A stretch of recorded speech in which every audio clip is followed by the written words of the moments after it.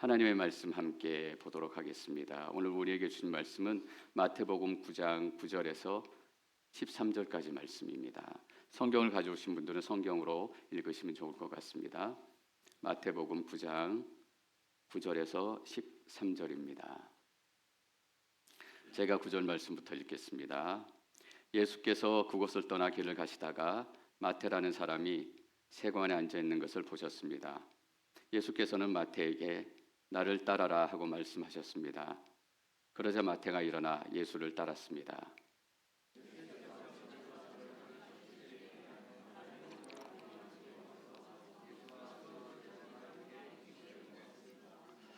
이것을 본 바리새파 사람들이 예수의 제자들에게 물었습니다. 어째서 너희 선생님은 세리들과 죄인들과 함께 어울려 먹느냐?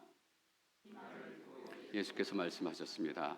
건강한 사람에게는 의사가 필요하지 않으나 병든 사람에게는 의사가 13절 함께 읽습니다. 너희는 가서 내가 원하는 것은 제사가 아니라 자비다 하신 말씀이 무슨 뜻인지 배워라. 나는 의인을 부르러 온 것이 아니라 죄인을 부르러 왔다. 아멘.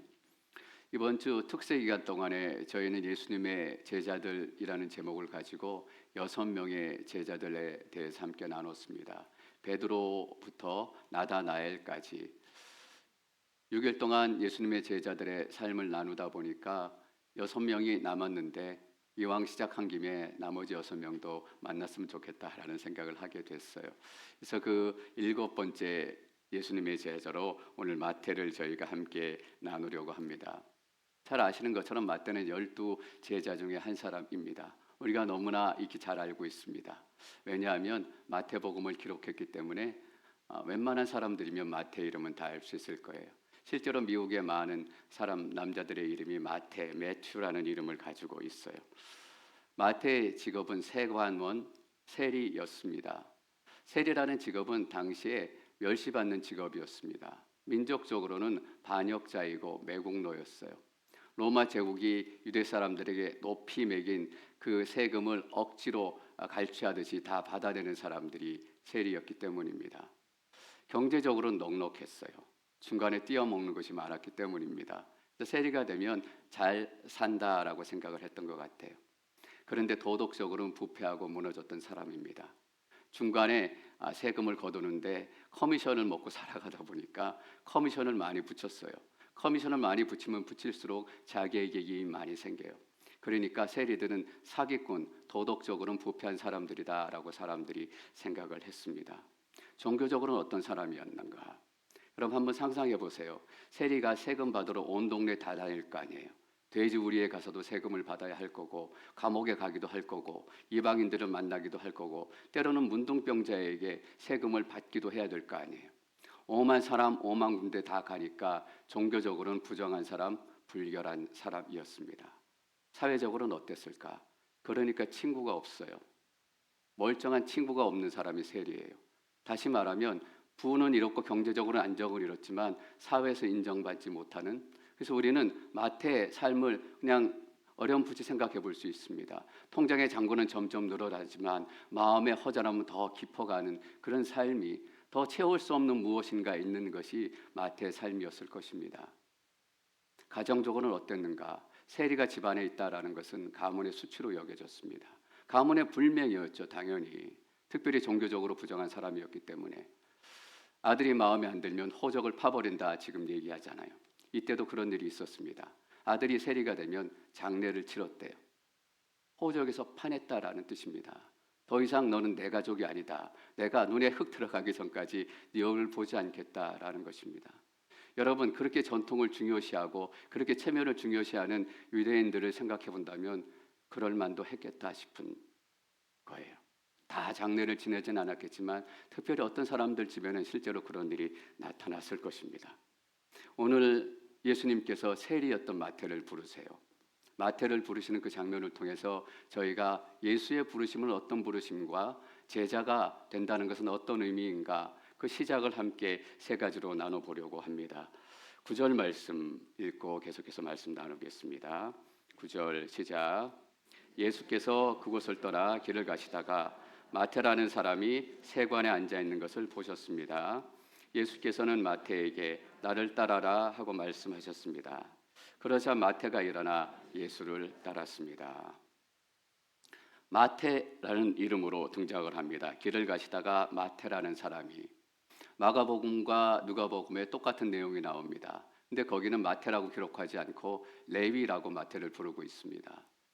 왜 레위라는 이름을 갖게 됐을까? 우리는 쉽게 상상해 볼 수 있습니다. 레위 지파의 한 사람이었기 때문이죠. 부모님들이 그래서 레위 지파의 한 사람이었기 때문에 지파의 이름을 따서 레위라는 이름을 주었습니다. 부모님께서 레위라는 이름을 주었을 때 마태의 인생에 상상했던 것들이 있어요.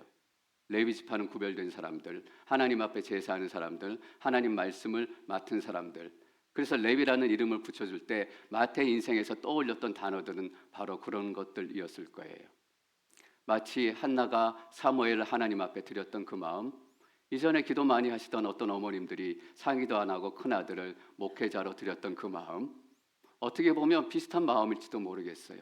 무너져가는 세상, 어두운 세상에 정말 레위 지파의 참 가치를 가지고 레위 지파답게 살아다오 돈 많이 벌려고 지은 이름은 아닐 거 아니에요. 거룩하게 살라고 지은 이름이에요. 근데 여러분 생각해 보세요.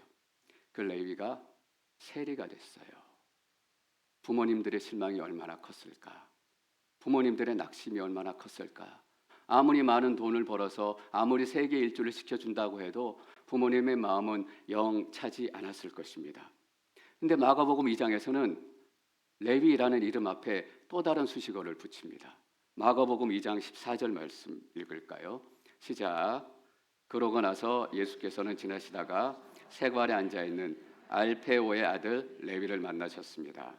나를 따라오너라. 예수께서 레위에게 말씀하시자 레위는 일어나 예수를 따랐습니다. 레위라는 이름 앞에 아버지의 이름을 댑니다. 드물었던 건 아니에요. 누구의 아들, 요셉의 아들 예수, 그런 이름들을 흔하게 불렀습니다. 그런데 꼭 그렇지만도 않았던 것 같아요. 12명의 제자들의 이름을 다 나열하는데 다 아버지의 이름을 붙인 거 아니에요. 거기서 한 3명 정도만, 세데베의 아들 야고보와 요한, 또 다른 알페오의 아들 야고보, 그리고 알페의 아들 레위라는 이름을 붙여요. 왜 특별히 아버지의 이름을 붙였을까? 이때 공동체에 있던 사람이 아버지의 이름을 알고 있었기 때문일 것 같아요. 왜 알고 있었을까? 그 아버지도 믿음의 사람이 됐기 때문입니다. 그냥 형식적으로 문화적으로 누구의 아들 그렇게 부른 것이 아니라 누구의 아들 알페오라고 부르면 이 알페오라는 사람들도 우리 믿음의 공동체 안에 예수를 만나서 믿음 생활하고 하나님 말씀 안에서 살아냈던 사람이구나라는 것을 이 글을 초기에 읽었던 마태 공동체 사람들이 다 알았기 때문에 알페오의 아들, 세데베의 아들이라고 불렀던 거예요. 그런데 마태에게는 좀 더 특별해요. 알페오의 아들 레위. 왜일까요? 마태는 장례를 치는 사람이에요. 가족에게 쫓겨난 사람이에요. 아버지를 잃었던 사람입니다. 누가 가장 많이 화를 냈을까? 누가 가장 역정을 냈을까? 호적에서 파버리겠다 보통 누가 얘기해요? 아버지가 얘기해요. 아버지를 잃어버리던 인생을 살았던 사람이 바로 마태입니다. 마가복음이 보통 마태복음보다 훨씬 일찍 기록됐다라고 학자들은 추정합니다. 마태복음을 기록하기 전에 마가가 벌써 이 구절을 마태가 읽었을 것입니다. 마가복음을 통해 읽는데 마가가 12제자들의 이름을 기록하는데 거기에 알페오의 아들 레위라고 기록이 되어 있는 거예요. 잃어버렸던 아버지를 다시 찾았어요. 잃어버렸던 자신의 과거를 다시 회복한 거예요. 여러분, 예수님의 부르심은 어떤 것입니까? 과거로부터의 부르심입니다. 예수님의 부르심은 우리의 무너진 수치에서 부르심이에요. 예수가 부르셔서 무너졌던 가정이 다시금 회복되고 떠났던 아버지가 다시 돌아오고, 여러분 아버지의 입장을 생각해 보십시오. 예수 믿고 나니까 떠나갔던 아들이 다시 돌아온 거예요. 예수 믿는 것은 그런 것입니다. 예수님의 제자가 된다라는 것이 그것입니다. 예수님의 제자가 된다라는 것에 우리는 너무나 많은 불안함과 두려움과 불편함을 느낍니다. 아닙니다. 그것들 먼저에 우리 가운데 나타나는 것이 있어요. 우리의 수치 가운데서, 과거 가운데서 예수님께서 불러내시는 거예요. 그래서 우리 삶 가운데 무너져 있던 것들, 우리 삶을 붙들고 있던 것들을 다 끊어내고 가정을 회복시키시고 공동체를 회복시키시고 교회를 회복시키시는 것입니다. 저는 여러분 안에 이런 예수의 부르심이 시작되기를 축원합니다. 예, 예수님 내가 따르겠습니다. 내가 그 수치로부터 벗어났습니다 라는 삶의 고백이기도 한 것입니다. 아버지에게 준 이름이 있어요.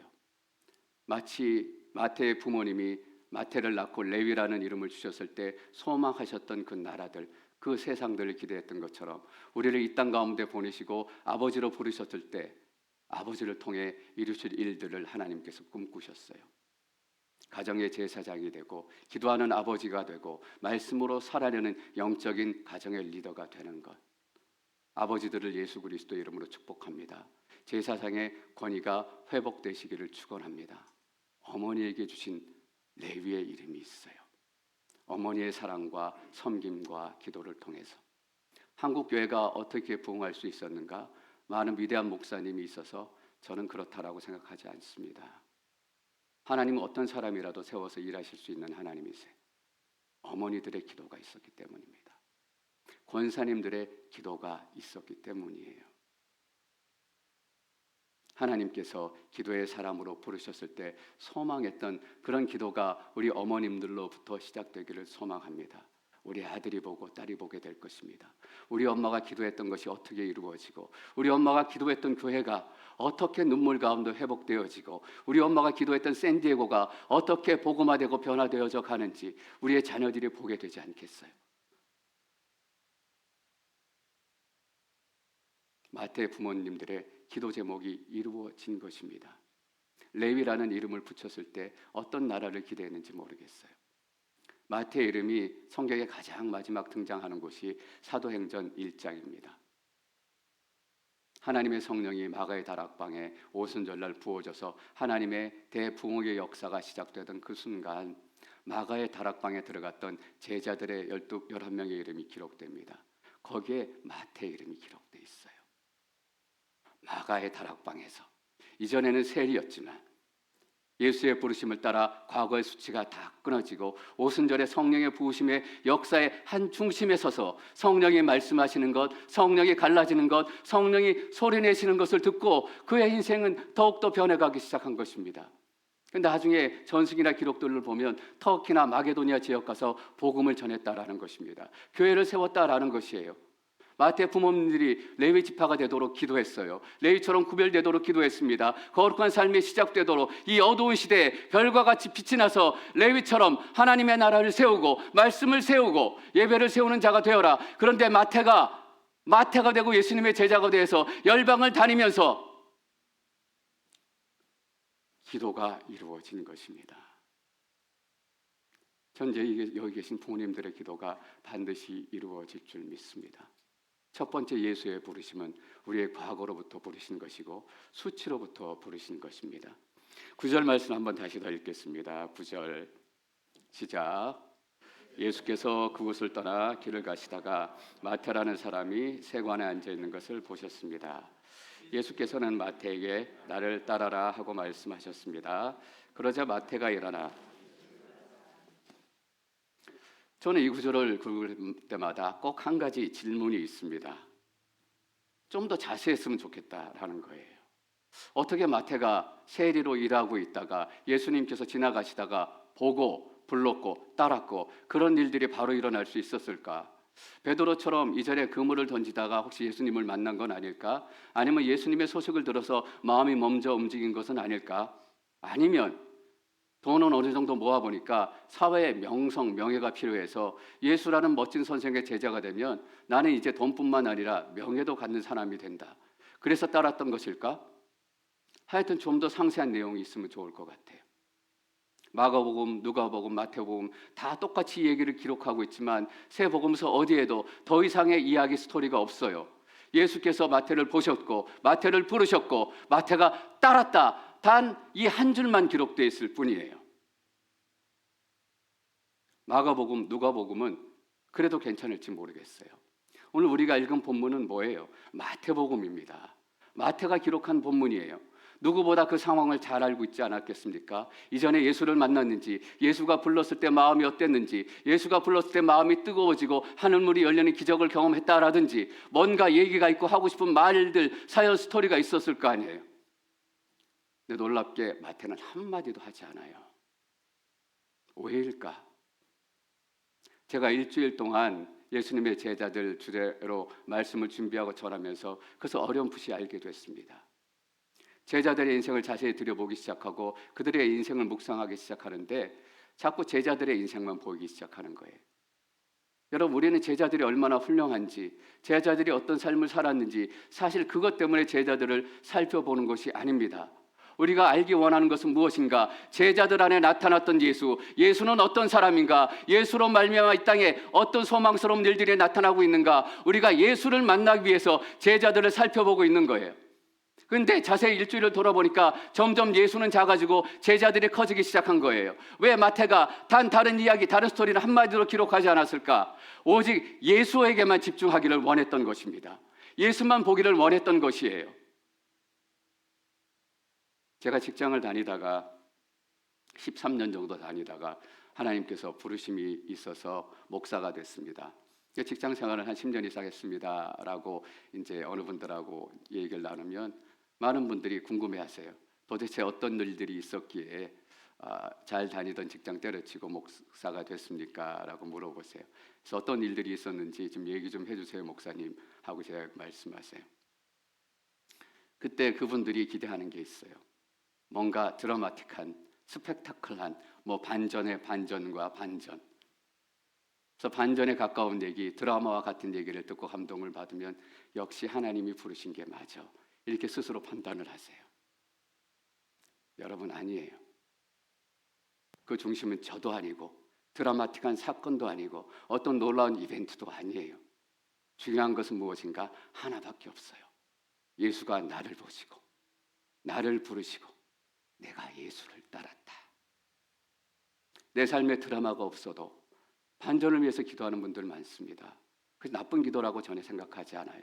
그리고 하나님께서 너무나 자주 우리 인생의 반전을 허락하시기 때문에, 그러나 우리 인생의 반전이 없다 할지라도, 기적이 없다 할지라도, 때로는 가난한 삶이 이어질다 할지라도, 때로는 우리 몸이 아플지라도 예수가 나를 보시고 부르시고 내가 예수를 따랐습니다. 그것만 있으면 우리 인생은 완성이 된 것입니다. 마태가 얼마나 할 얘기가 많았겠습니까? 그런데 단 한 줄, 예수께서 지나가다 보시고 부르셨고 나는 예수를 따랐습니다. 전 여러분 삶 가운데 놀라운 예수 그리스도의 기적이 매일 나타나기를 소망합니다. 그러나 없어도 괜찮아요. 매일 밋밋한 삶이어도 괜찮아요. 매일 똑같은 삶이어도 괜찮습니다. 예수님이 여러분 찾아오셨다, 여러분이 예수님을 따르셨다, 그거 하나만 변하지 않는다면 우리의 인생은 절대 변하지 않는 인생입니다. 예수님께서 마태를 부르신 이 사건 속에서 우리가 두 번째 하는 것은 무엇입니까? 부르심의 목적은 예수다라는 것입니다. 그 외에 없어요. 사역으로 부르시는 것 아니에요. 사역 좀 못해도 괜찮습니다. 사역 좀 안 해도 괜찮습니다. 사역으로 부르신 것 아니고 어떤 특정한 교회로 부르신 것도 아니고 특정한 사람에게 부르신 것도 아니에요.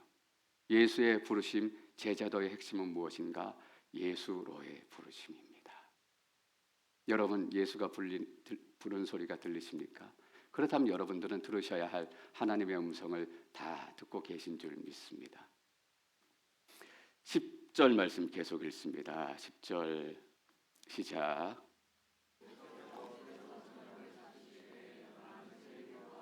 들도 와서 예수와 그 제자들과 함께 음식을 먹었습니다.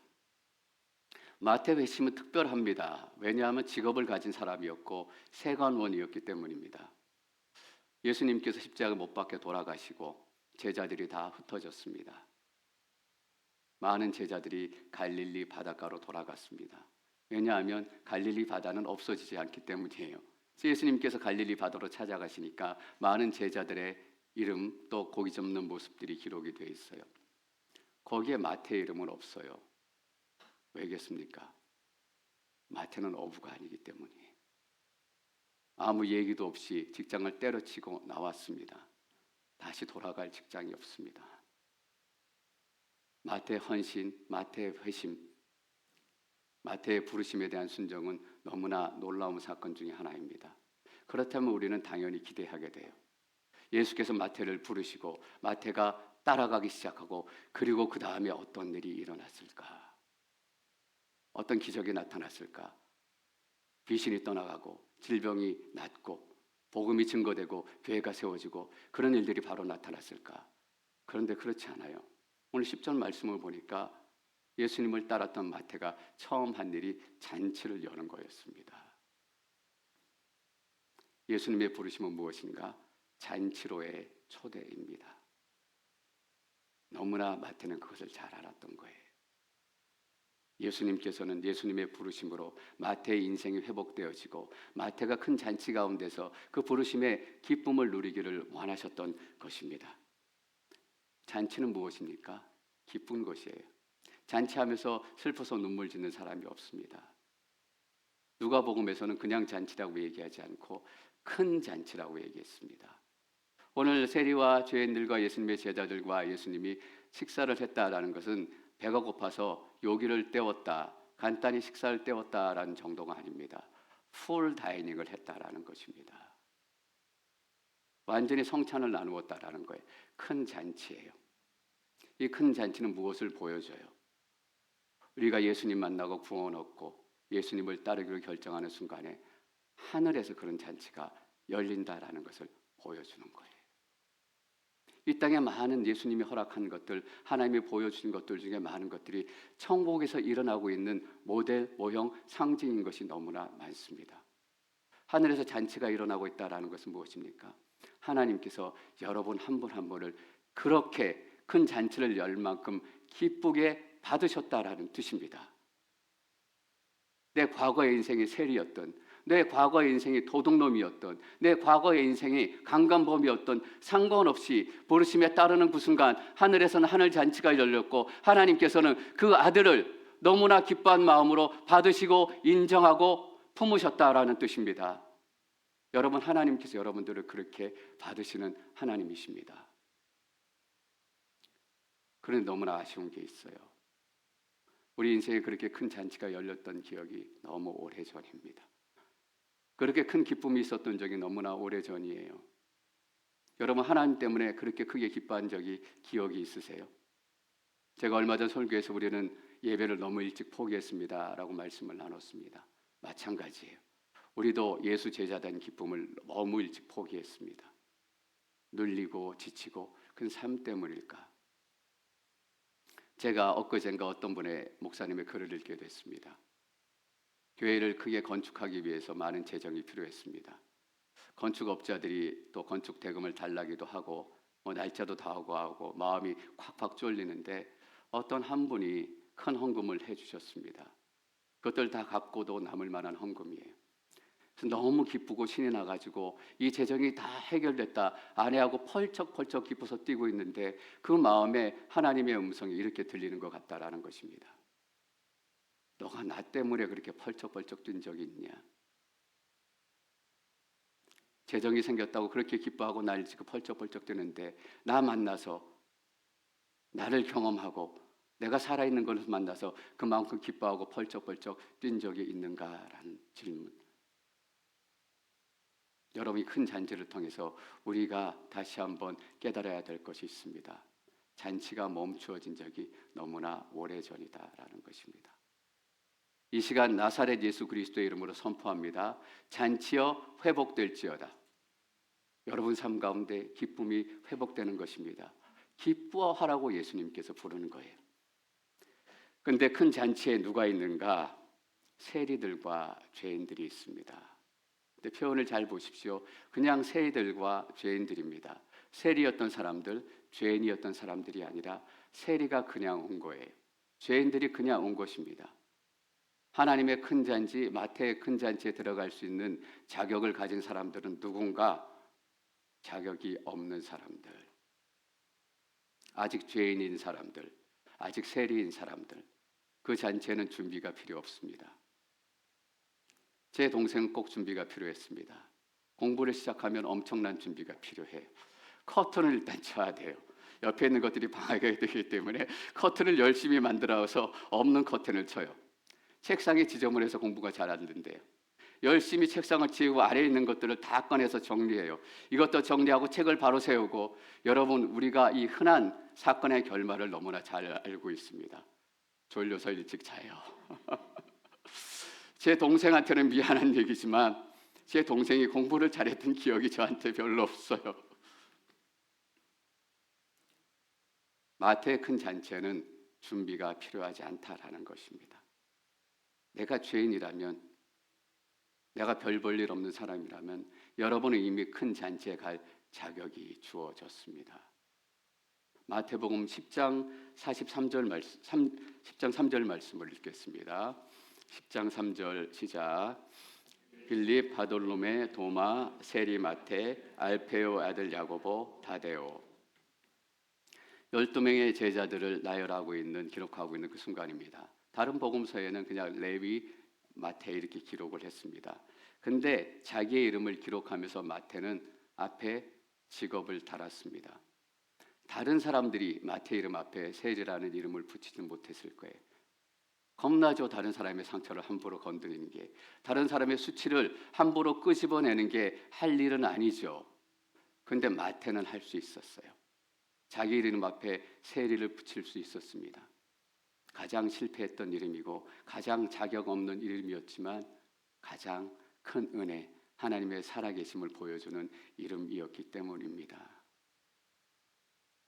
가장 수치스러웠던 그 자리에 예수님이 오시기 시작하니까 정말로 큰 잔치가 벌어지고 있는 것입니다.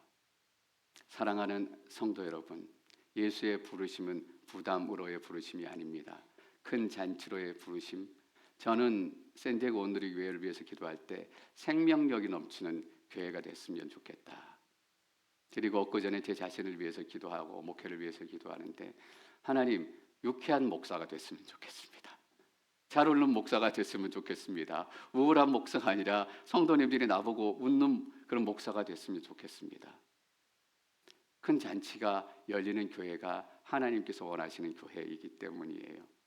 여러분, 큰 잔치를 오늘부터 여시기를 축원합니다. 저도 좀 초대해 주시고 우리 성도님들도 초대해 주십시오. 우리 함께 찬양하며 같이 한번